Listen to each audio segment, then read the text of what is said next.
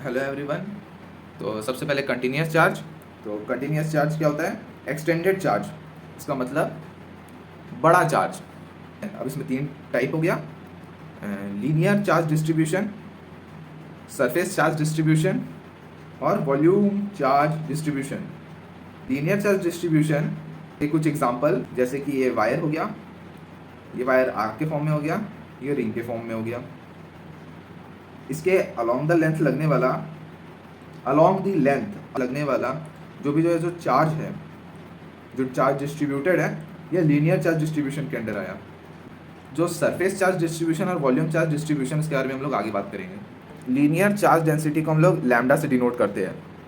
Linear charge density is the charge per unit length. Uniform charge distribution, charge upon length, मतलब charge by total length gives charge per unit length. ये हो गया lambda charge density.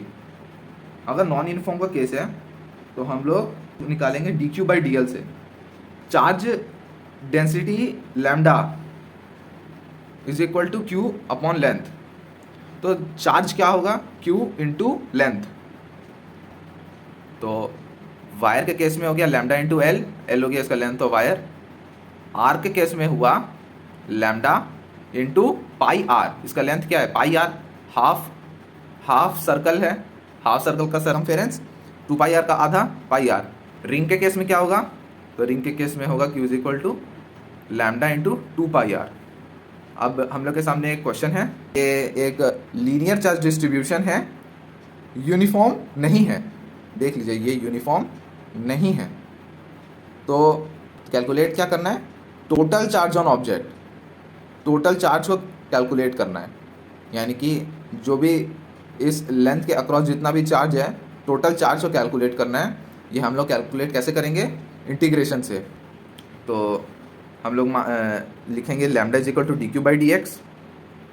तो D Q क्या हो जाएगा? Lambda into D X. अब इसको इंटीग्रेट करेंगे, तो डी क्यू को इंटीग्रेट करेंगे और इधर लैम्डा डी एक्स को इंटीग्रेट करेंगे। लैम्डा क्या दिया हुआ है? देखिए, लैम्डा दिया हुआ है क्यू नॉट इंटू एक्स। तो लैम्डा को लिखेंगे हम लोग यहाँ पर Q not into x. Q not into x में क्यू नॉट क्या है? कॉन्स्टेंट है कोई। एक्स को अंदर लिखेंगे इंटीग्रेशन के, इधर डी क्यू का इंटीग्रेशन हो गया क्यू नॉट बाहर, और एक्स डी एक्स का इंटीग्रेशन हुआ एक्स स्क्वायर बाई 2। लिमिट लगा देंगे 0 से एल, ये देखिए X is equal to 0 to L.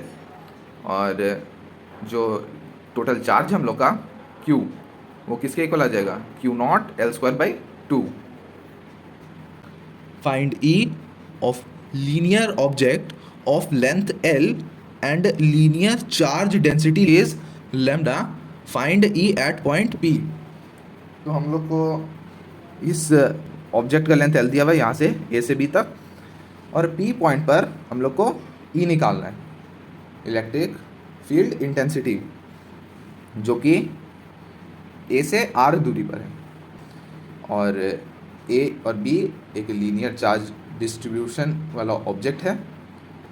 तो सबसे पहले एक छोटा यूनिट लेंगे डी एक्स का, जो कि पॉइंट पी से एक्स दूरी पर है। और उसके बाद जो Q इक्वल टू क्या होता है? Q इक्वल टू होता है लैम्डा इंटू एल। तो ये एक नॉन यूनिफॉर्म ऑब्जेक्ट है। D Q is equal to lambda into D X. तो इलेक्ट्रिक फील्ड इंटेंसिटी का फॉर्मूला होता है K Q by R square. तो आर क्या होता है?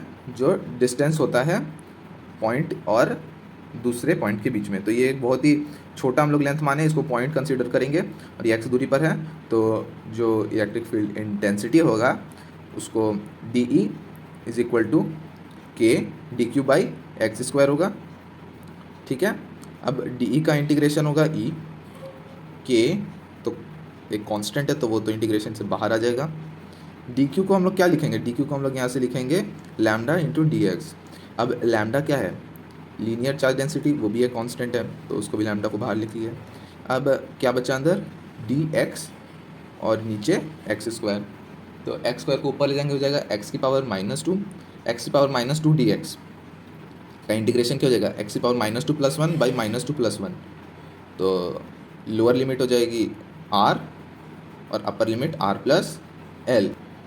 ई क्या हो जाएगा, इसको सॉल्व करेंगे तो आगे आएगा एक्स की पावर ये हो जाएगा -1 और ये -2 + 1 है तो ये जाएगा -1 इधर बाहर आ जाएगा -k λ/1 ये तो इधर ही है। एक्स की पावर -1 क्या हो जाएगा 1/x और ये हो जाएगा अपर लिमिट लोअर लिमिट। अब इसको आगे लगा देंगे तो -k λ और इधर 1/r + l -1/r। तो एलसीएम लेंगे, आर आर इधर आ जाएगा और आर प्लस एल इधर, तो -k λ ऐसे ही आर -r और ये आर प्लस एल इधर जाएगा, माइनस इधर है तो माइनस ब्रैकेट से मल्टीप्लाई होकर खुल के -l हो जाएगा।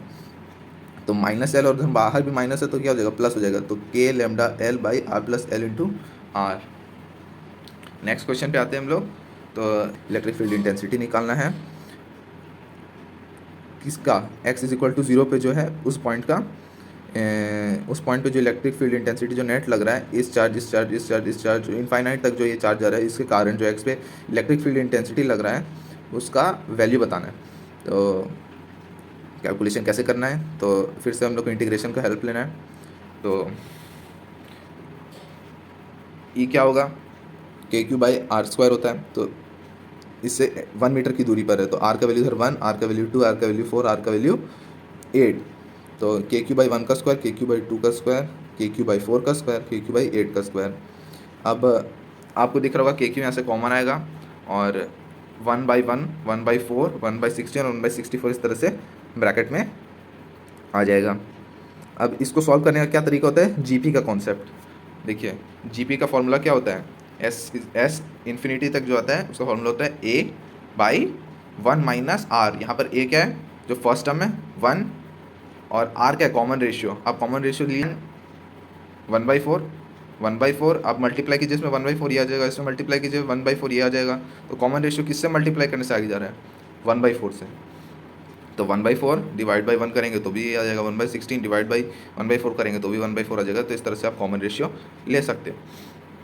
तो कॉमन रेशियो यहाँ पर आप पुट करेंगे, S एट इन्फिनिटी क्या हो जाएगा 1 डिवाइडेड बाई 1 - 1/4, 1 - 1/4 3/4, 3/4 4 ऊपर चल जाएगा 4/3, तो इस ब्रैकेट का वैल्यू क्या आ जाएगा 4/3, तो 4 KQ/3 हो जाएगा E नेट एट x = 0। हम लोग का नेक्स्ट टॉपिक है electric field intensity due to infinitely long linear charge. जैसा कि हमने बात किया था उसका क्वेश्चन आएगा, पहले हम लोग इस टॉपिक को समझेंगे। तो इनफाइनाइटली लॉन्ग अगर लीनियर चार्ज डिस्ट्रीब्यूशन रहता है तो देखिए ये एक infinitely long linear charge distribution हो गया जो कि इस पॉइंट P पे लग रहा है जो r डिस्टेंस पर है। तो हम लोग को बताना है E नेट क्या होगा।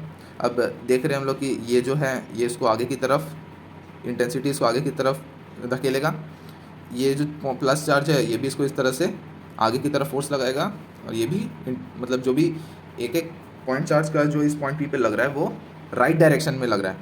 अब इन दोनों का रिजल्टेंट भी इसी डायरेक्शन में आएगा, क्यों, क्योंकि इसका एक वर्टिकल कंपोनेंट होगा और वो दोनों कैंसिल हो जाएगा। हम माने हैं कि ये और ये डिस्टेंस बराबर है, तो जितना वर्टिकल कंपोनेंट इसका होगा उतना ही वर्टिकल कंपोनेंट इसका होगा। उसी तरह से हर पॉइंट का वर्टिकल कंपोनेंट कटते जाएगा और नेट ई नेट कहाँ आएगा राइट डायरेक्शन में आगे की तरफ इसको। और अगर हम लोग कंसीडर करें एक ये रिंग के फॉर्म में बहुत सारे पार्टिकल हैं तो जो नेट ई जो हर पॉइंट पे लगेगा वो कैसा लगेगा बाहर की तरफ, ठीक है। अब इसका हम लोग मैग्नीट्यूड देखेंगे तो ई का मैग्नीट्यूड कितना आता है λ/2πε0 r, या फिर 2πε0 को क्या लिख देंगे हम लोग 2k, क्योंकि k का वैल्यू क्या आता है 1/4πε0, तो 2k λ/r। ये क्या है magnitude of electric field intensity on infinitely long linear charge distribution object. अब हम लोग इसमें रिलेशन देख सकते हैं E is inversely proportional to R। तो अगर ऐसा केस रहता है तो E और R के बीच में ग्राफ कैसा बनता है hyperbola. So question says if negative charge particle having charge q and mass m is performing circular motion along the infinitely long linear charge of density lambda, find velocity of charge particle। infinitely long linear charge distribution वाला object है। Object क्या है, एक अगर length के long है जैसे कि ये ऐसा था तो इस तरह का कोई एल लेंथ का मान लेते हैं लीनियर चार्ज डिस्ट्रीब्यूशन वाला ऑब्जेक्ट है, इसके पास में कोई नेगेटिव पार्टिकल है। नेगेटिव पार्टिकल ये तो पॉइंट तो हम लोग कंसीडर पॉजिटिव करते हैं, तो बाहर की तरफ आते हैं नेगेटिव होता है तो अट्रैक्टिव होता है। तो जो ई नेट कहाँ आएगा, अंदर की तरफ, और वो अंदर की तरफ कुछ ऐसा फोर्स लगा रहा है जिसके कारण ये घूम रहा है, नेगेटिव पार्टिकल घूम रहा है, तो किस वेलोसिटी से घूम रहा है, तो अंदर की तरफ कितना फोर्स लगाएगा। तो अगर यूनिफॉर्म ई होता है तो जो ई होता है वो क्या होता है, फोर्स अपॉन चार्ज। तो जो फोर्स है उसको हम लोग सेंट्रीपिटल जो फोर्स होता है उसके इक्वल कर देंगे। कैसे, तो हम लोग जो फोर्स है Q इंटू ई उसको इक्वल कर देंगे mv² के। तो Q इंटू mv² के इक्वल हो जाएगा। तो यहाँ से वेलोसिटी निकल जाएगा हम लोग का √Q λ/2m ε0। इस क्वेश्चन को ट्राई करेंगे। तो क्वेश्चन से if there are two infinitely long linear charge is placed parallel to each other having linear charge density lambda and 2 lambda, linear charge density. तो हम लोग को ई नेट निकालना है मिड पॉइंट पी पर, इस पॉइंट पर। तो इस चार्ज की वजह से मतलब इस इन्फाइनेटली लॉन्ग जो भी चार्ज डिस्ट्रीब्यूशन है इस ऑब्जेक्ट पर, उसकी वजह से इस पे ई नेट कहाँ लगेगा, राइट डायरेक्शन पे, और इस नेगेटिवली चार्ज क्या करेगा, खींचेगा, तो इसके कारण भी राइट डायरेक्शन में ही लगेगा। तो हम लोग को सिंपली बस ऐड कर देना है, इसका जो ई आएगा और इसका ई आएगा। तो अभी हम लोग फार्मूला देखे ही थे, इसका ई नेट का फार्मूला होता है 2k λ/r। तो 2k λ/r का क्या है, r क्या डिस्टेंस था, तो इधर r का वैल्यू क्या हो जाएगा r/2, इधर भी r/2। तो 2k λ/r/2, 2k λ/, अब इधर लैम्डा का वैल्यू क्या है 2 लैम्डा, तो 2k इंटू 2 λ/r/2। तो r/2 से 2 ऊपर जाएगा, ये हो जाएगा 4k λ/r, ये हो जाएगा 8k λ/r, 4 और 8 12k λ/r। तो next question says that find in which direction force acting on a dipole in given 2 orientation. तो 2 ओरिएंटेशन हम लोग को दिया हुआ है, अब हम लोग को बताने कि फोर्स का डायरेक्शन क्या होगा। तो एक डाइपोल है, डाइपोल दिख रहा है हम लोग को, plus Q minus Q cut जाएगा 0। तो ये डाइपोल है, इस डाइपोल पे ये नेगेटिव है, नेगेटिव को खींचेगा F1, तो F1 हो जाएगा लेफ्ट में और F2 हो जाएगा राइट में। राइट में क्यों, क्योंकि ये प्लस फोर्स है, तो ये डायरेक्शन ऐसे होगा। अब ये पता है कि F1 जो है इसके पास में है, तो F1 will greater than F2, तो जो नेट इंटेंसिटी वो किधर आएगा, रेडियली इनवर्ड्स, लेफ्ट में आएगा इनवर्ड्स। और अगर डाइपोल ऐसे रखा है तो माइनस क्यू नीचे है, तो माइनस क्यू पे अंदर की तरफ और प्लस क्यू पे बाहर की तरफ फोर्स लगेगा, और फोर्स ये जो है दोनों बराबर है। जो फोर्स है वो दोनों ही सेम डिस्टेंस पर है, जो भी ऑब्जेक्ट है उससे, तो दोनों में जो भी फोर्स है वो सेम आएगा, और बस डिफरेंस किस में आएगा, डायरेक्शन में। तो इस पर एक टॉर्क लगेगा, क्लॉकवाइज ओरिएंटेशन में घूमेगा। तो अभी उस पर डिस्कशन नहीं करेंगे हम लोग। तो इस क्वेश्चन में जो डायरेक्शन पूछा था हम लोग बता दिए। अब हम लोग बात करेंगे फाइनाइट लेंथ वायर का। ये तो अभी इनफाइनाइट लेंथ वायर था। तो फाइनाइट लेंथ वायर में हम लोग को एक जनरल फार्मूला मिलता है, जो इनफाइनाइट में भी हम लोग उसी को उससे से डिराइव करके ही बनाते हैं, जिसका बात कर रहे थे। तो फाइनाइट लेंथ वायर में हम लोग का कोई एक फाइनाइट लेंथ होगा, तो इसके लिए ई का वैल्यू क्या होता है, ई का वैल्यू होता है λ/4πε0r into sine alpha plus sine beta. Sine alpha और बीटा क्या है, तो जो टॉप मोस्ट पॉइंट होगा वहाँ से पॉइंट पी तक कोई एंगल है अल्फ़ा, और बॉटम मोस्ट पॉइंट से जो पॉइंट पी को कनेक्ट कर रहा है ये एंगल हो जाएगा बीटा। अब ये इनफाइनाइट अगर होता तो हम लोग एज्यूम कर लेते हैं ये अल्फ़ा बीटा 90 डिग्री है, तो साइन 90 हो जाता 1, साइन तो ये हो जाता 1 + 1 2, तो ई का वैल्यू हो जाता λ/2πε0r, जो कि इनफाइनाइट का केस हम लोग देखें। तो नेक्स्ट टॉपिक है हम लोग का electric field intensity due to circular arc. तो electric field intensity to circular arc में भी वही जनरल फाइनाइट लेंथ वाला केस हम लोग से देख सकते हैं। तो ई नेट हमेशा क्या आता है, अलॉन्ग द एंगल बाइसेक्टर। तो एंगल बाइसेक्टर के अलॉन्ग ई नेट आएगा, तो ये हो जाएगा θ/2, ये भी हो जाएगा θ/2। तो जो ई का क्या फार्मूला था हम लोग अभी देखे थे, λ/4πε0 sine alpha plus sine beta. तो यहाँ पे अल्फ़ा और बीटा क्या है, θ/2 और θ/2। तो साइन θ/2 प्लस साइन θ/2, 2 साइन θ/2, 2 से ये 4 कैंसिल हो जाएगा, तो क्या आ जाएगा sine lambda sine θ/2/2πε0r। E net along by angle bisector होता है हमेशा,